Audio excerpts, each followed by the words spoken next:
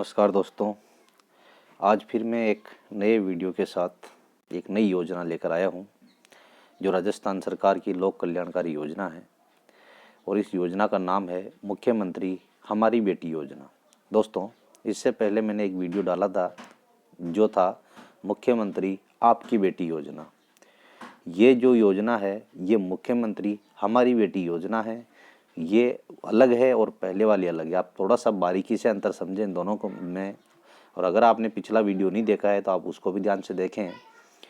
ये जो योजना है मुख्यमंत्री हमारी बेटी योजना, इसके बारे में मैं आप डिटेल से चर्चा करूंगा और एक एक बारीकियां मैं आपको यहाँ बताऊंगा। वीडियो को पूरा ध्यान से देखें और कंपटीशनों में आने वाले सवाल जो है किस तरह के आते हैं उनके बारे में यहाँ चर्चा करेंगे।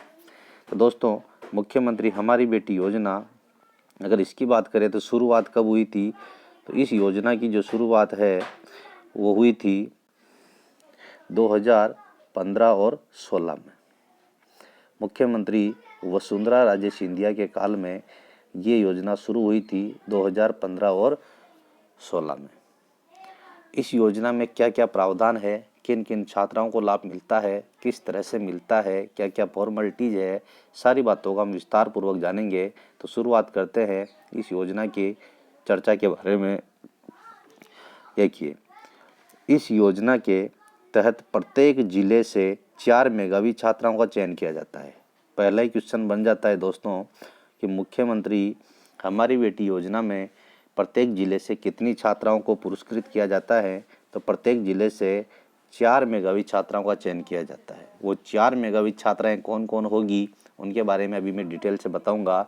पहला ही क्वेश्चन तो ये है कि हर जिले से 4 छात्राएं हैं। कितने जिले हैं? 33। कुल कितनी छात्राओं को लाभान्वित किया जाता है, तो 132 छात्राओं को लाभान्वित किया जाता है पूरे राजस्थान से। प्रश्न आ सकता है इस तरह का कि एक जिले से कितनी छात्राओं को लाभ दिया जाता है? 4 छात्राओं को।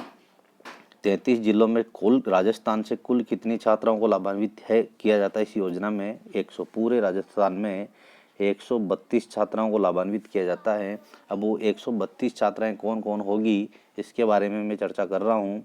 देखिए दोस्तों, जिसमें देखो राजकीय विद्यालयों में अध्ययनरत हुए माध्यमिक शिक्षा बोर्ड, देखो पहली प्राथमिकता तो यही है कि वो जो बालिका है वो राजकीय विद्यालय में अध्ययनरत होना चाहिए और उसने माध्यमिक शिक्षा बोर्ड राजस्थान अजमेर द्वारा आयोजित माध्यमिक परीक्षा यानी कि 10वीं कक्षा में जिला स्तर पर प्रथम और द्वितीय स्थान प्राप्त करने वाली छात्राएं, जिला स्तर पर पहला और दूसरा, देखो अभी मैं डिटेल से और बताऊंगा 4 छात्राएं कौन कौन है वो। जिला स्तर पर प्रथम स्थान और दूसरा स्थान प्राप्त करने वाली छात्रा, एक बीपीएल की छात्रा और छात्रा जिसने जिला स्तर पर सर्वाधिक अंक प्राप्त किए हो, और एक सर्वाधिक अंक लाने वाली अनाथ छात्रा जिसके माता पिता का देहांत हो गया हो। तो इस तरह से 4 छात्राएं हैं। और देखिए दोस्तों, इस पात्र सभी छात्राओं को माध्यमिक शिक्षा बोर्ड में न्यूनतम 75% अंक लाना आवश्यक है। दोस्तों देखिए, समझिए इस मैटर को थोड़ा ध्यान से अच्छी तरह से समझिए कि प्रथम और दूसरा अंक प्राप्त करने वाली छात्राओं को पुरस्कार दिया जाता है, लेकिन ऐसा नहीं है। कम से कम उनके 75% अंक तो होना ही चाहिए। अगर वो छात्राएं 60% अंक लाने वाली भी जिले में प्रथम स्थान पर हो, बाई चांस ऐसा होता नहीं है, तो उनको ये योजना का लाभ नहीं मिलेगा। प्रथम स्थान द्वितीय स्थान प्राप्त होना चाहिए जिले में और उनके न्यूनतम 75% अंक भी होने चाहिए। और आगे बात करते हैं दोस्तों, प्रत्येक जिले से 4 छात्राओं का चयन किया जाता है और इस प्रकार कुल 33 जिलों से 132 छात्राओं को इस योजना में छात्रवृत्ति प्रदान की जाती है। अपेक्षा करते हैं मैटर समझ में आएगा कि एक जिले से 4 छात्राओं को और 33 जिलों से 132 छात्राओं को इस योजना में लाभान्वित किया जाता है दोस्तों। और इस तरह से ये छात्रवृत्ति जो 100% यानी 100% राज्य सरकार द्वारा ही दी जाती है।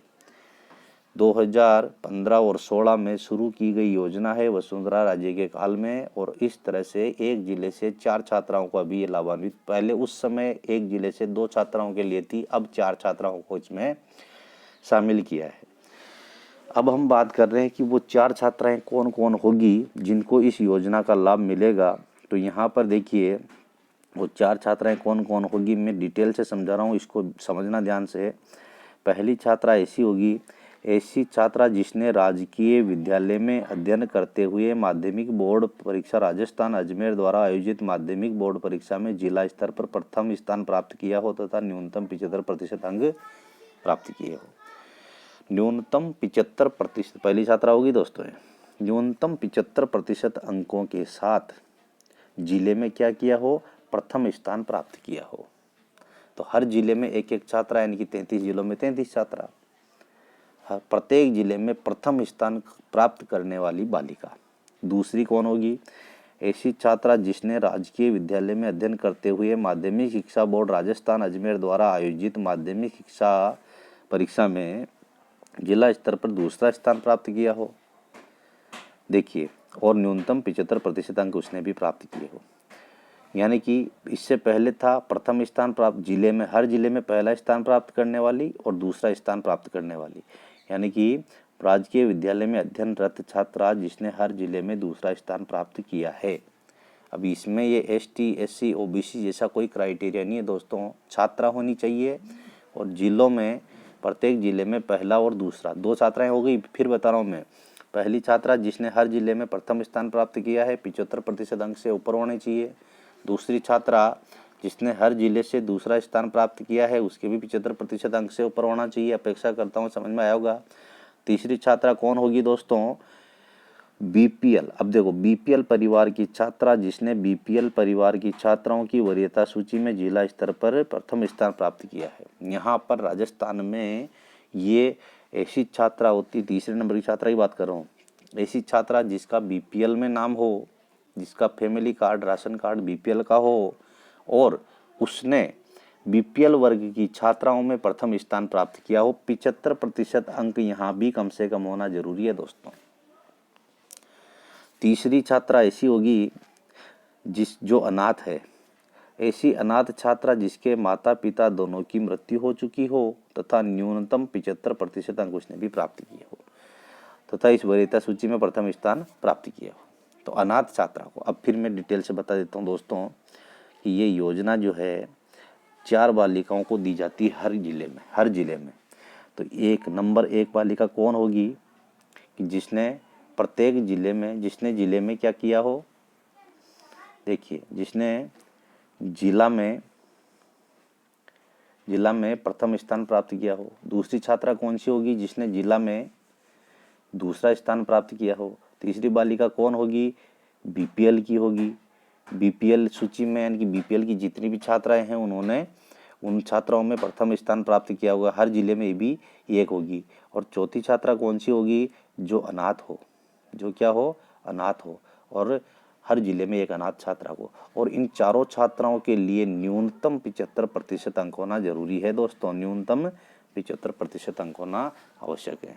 समझ में आया होगा। फिर कह रहा हूँ मैं, प्रत्येक जिले में प्रथम स्थान प्राप्त करने वाली छात्रा को, प्रत्येक जिले में दूसरा स्थान प्राप्त करने वाली छात्रा को, इन दोनों छात्राओं के लिए ST SC OBC आरक्षण जैसी कोई सीमा नहीं है।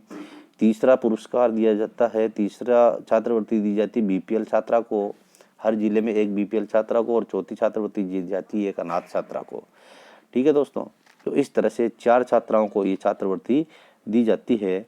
और इसके बाद हम बात करते हैं कि यह इस योजना में क्या दिया जाता है, किस तरह का लाभ दिया जाता है। तो समझिए, इस योजना में जो देय लाभ है, इस योजना के तहत जिला स्तर पर चयनित 4 छात्राओं को स्नातकोत्तर स्तर तक, यानी MA तक छात्रवृत्ति कहाँ तक दी जाती है दोस्तों, स्नातकोत्तर तक स्तर तक अध्ययन करने तक राज्य सरकार द्वारा आर्थिक सहायता प्रदान की जाती है। और ऐसी छात्राओं को कक्षा 11 और 12 में अध्ययन करने पर एक मुश्त सरकार द्वारा 15,000 रुपये वार्षिक दिए जाते हैं। यानी कि कक्षा 11 और 12 में कितने दिए जाते हैं, 11वीं में 15,000 रुपये और 12वीं में भी 15,000 रुपये। ये एक मुश्त दिए जाते हैं। कक्षा 10वीं के अंकों के आधार पर दिए जाते हैं, फिर कह रहा हूँ मैं। और 11वीं क्लास में 15,000 रुपये और 12वीं क्लास में 15,000 रुपये वार्षिक दिए जाते हैं दोस्तों। वार्षिक एक मुश्त। ठीक है, फिर आगे बात करते हैं, यदि छात्रावास या कोचिंग सेंटर को दी गई शुल्क राशि का बिल प्रस्तुत करती है तो 1 लाख रुपए तक के बिलों का पुनर्भरण राज्य सरकार द्वारा किया जाएगा। देखिए दोस्तों कि 15-15 हजार रुपये तो सरकार देती है। अगर छात्रा हॉस्टल में रह रही है या कोचिंग सेंटर से कोचिंग कर रही है तो उनके बिलों को लगाने पर 1 लाख रुपए तक की राशि सरकार द्वारा पुनर्भरण की जाती है। तो इस तरह चयनित छात्राओं द्वारा स्नातक अथवा स्नातकोत्तर स्तर तक अध्ययन किया जाता है। तो हाँ, 12वीं के बाद बीए और एमए तक यानी कि 5 साल की जो पढ़ाई है, इसके बाद राज्य सरकार द्वारा स्नातक और स्नातकोत्तर तक अध्ययन के लिए 25,000 रुपये प्रति वर्ष एक मुश्त सहायता देती है। दोस्तों ध्यान से समझिएगा, 11वीं और 12वीं में तो 15-15 हजार, लेकिन आगे बीए के 3 साल तक अध्ययन करेगी तो उसको प्रत्येक वर्ष कितनी राशि मिलेगी, 25,000।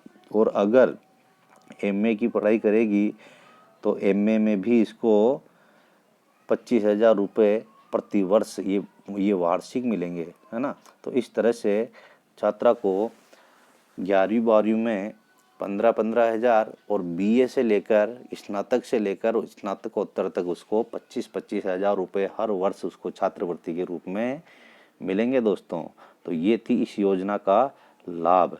और बात करते हैं हम आगे कि इस योजना में आवेदन कैसे करें। तो आवेदन इसमें स्कूल वाले करते हैं। छात्रा को आर्थिक सहायता प्रदान करने के लिए विद्यालय जिसमें छात्रा अध्ययनरत है के माध्यम से जिला शिक्षा अधिकारी माध्यमिक मुख्यालय को आवेदन पत्र प्रस्तुत करना होता है। दोस्तों और फिर इसके बाद अगर बात करें तो इसमें आवेदन पत्र के साथ क्या क्या दस्तावेज चाहिए, क्या क्या डॉक्यूमेंट इसमें होना चाहिए, तो संलग्न किए जाने वाले दस्तावेज यहाँ पर राजस्थान छात्रा को मुख्यमंत्री हमारी बेटी योजना के तहत आर्थिक सहायता प्रदान करने के लिए निम्न दस्तावेज की आवश्यकता होगी। देखो सबसे पहले क्या चाहिए, माध्यमिक परीक्षा उत्तीर्ण करने की अंक तालिका जिसमें छात्रा ने न्यूनतम 75% अंक प्राप्त किया है। चारों प्रकार की छात्राओं को न्यूनतम 75% अंक प्राप्त करना अनिवार्य है और वो अंक तालिका यहाँ पर लगानी है। दूसरा, अगर बालिका अनाथ की श्रेणी से ले रही है छात्रवृत्ति तो अनाथ बालिकाओं को माता पिता का मृत्यु प्रमाण पत्र और अनाथ होने का प्रमाण पत्र संलग्न करना आवश्यक है। तीसरा, अगर छात्रा बीपीएल की श्रेणी से छात्रवृत्ति ले रही है तो बीपीएल परिवार की बालिकाओं को बीपीएल का राशन कार्ड होना का प्रमाण पत्र और उसकी फोटोकॉपी लगाना आवश्यक है। और फिर इसके बाद बालिका का आधार कार्ड होगा, भामाशाह और जन आधार कार्ड लगेगा। भामाशाह बंद हो गया, जन आधार जरूरी है। और बैंक पासबुक प्रथम पृष्ठ की छाया प्रति बैंक पासबुक की और नियमित अध्ययन का प्रमाण पत्र, यानी कि वो सरकारी विद्यालयों में कॉलेजों में जहाँ भी वो पढ़ रही है उसका नियमित अध्ययनरत होना चाहिए। तो इस तरह से दोस्तों ये योजना है और इस योजना में राशियाँ कितनी कितनी दी जाती है इसके बारे में मैं बता चुका हूँ। फिर बात कर लेते हैं, हमारी बेटी योजना में 11वीं और 12वीं में तो 15-15 हजार रुपये वार्षिक मिलते हैं दोस्तों।